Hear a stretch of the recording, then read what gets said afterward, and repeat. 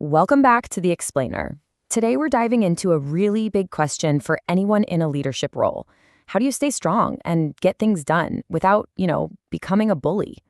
You know this feeling, right? It's that classic tightrope walk. Whether you're a manager, a coach, even a parent, you feel it. Lean too hard one way and you just create fear and resentment.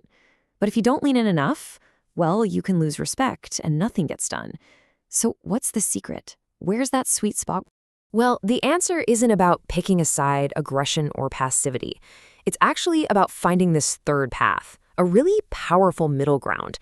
And it's not some new idea. Psychologists have been digging into this for decades. It's all about something called assertiveness. So what is assertiveness, really? According to a ton of research, it has nothing to do with winning or dominating a conversation. It's a communication skill, plain and simple. It's about being clear, being direct, and this is the key part, being respectful. It's having the confidence to say, hey, here's what I think, and here's what I need. But at the same time, remembering that the person you're talking to, they have rights and needs too. And look, this is not some trendy buzzword that's going to disappear next year. The idea of assertiveness has a really cool history. It actually started way back in the 1940s as a tool in therapy. Then, in the 50s and 60s, a psychologist named Andrew Salter really fleshed it out. By the 70s, it was even being used in the civil rights movement as a way to stand up for personal rights. Fast forward to today, and we see it for what it is, a totally essential skill for pretty much everything in life. Okay, so to really get a handle on assertiveness, we have to clear up the biggest mistake people make. So many people mix it up with aggression. But here's the thing. Psychologically, they're not just different. They're often complete opposites. And this really hits the nail on the head. A recent study from 2023 looked at people getting ready for management roles, and it proposed this idea. The more aggressive someone is, the less assertive they're likely to be. Think of it like a seesaw. When one side goes up, the other goes down. It tells us they're not just different flavors of the same thing, they can actually cancel each other out.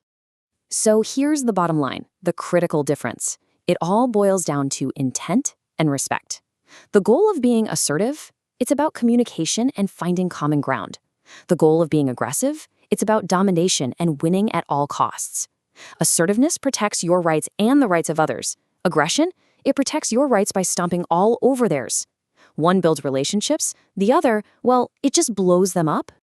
Okay, that's the theory, and it sounds great, right? But how do you actually put it into practice? Like, what do you do tomorrow in that tough meeting? Well, it turns out there's a surprisingly simple playbook, and it comes from a guide on parenting, believe it or not, but it's an amazing framework for any kind of leader. It comes down to 4 basic steps. These are so universal, they work just as well in an office as they do at home. You've got communicate openly, set clear roles, show mutual respect, and lead by example. Let's dig into each one. First up, communicating openly. An assertive leader makes it safe for people to speak up. It's about creating an environment where your team feels like they can share their ideas, their worries, or even disagree with you without getting their head bitten off. And a huge part of that is you really listening, not just waiting for your turn to talk, but actually hearing what they're trying to say. Number 2, set clear rules. Ambiguity is like the kryptonite of trust. When people don't know where the lines are, they get anxious. An assertive leader sets boundaries that are clear, fair, and, super important, consistent. When everyone knows the rules of the game and trusts that they apply to everybody, it creates this sense of security. And that's when people can really do their best work. All right, number 3 is showing mutual respect. And this one is all about integrity.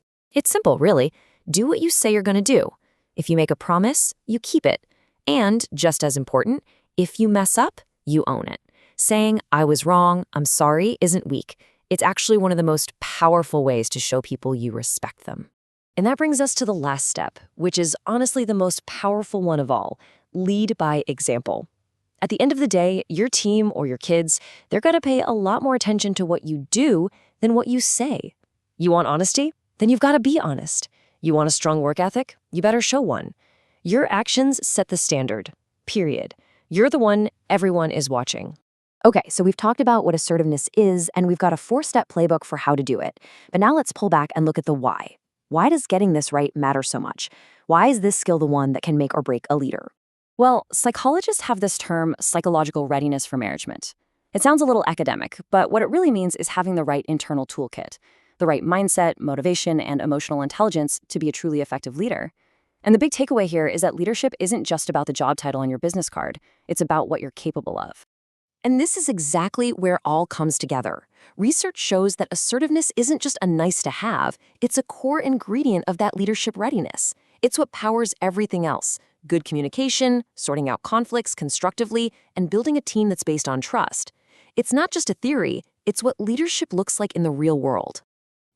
When you boil it all down, assertiveness isn't just another skill to add to the list.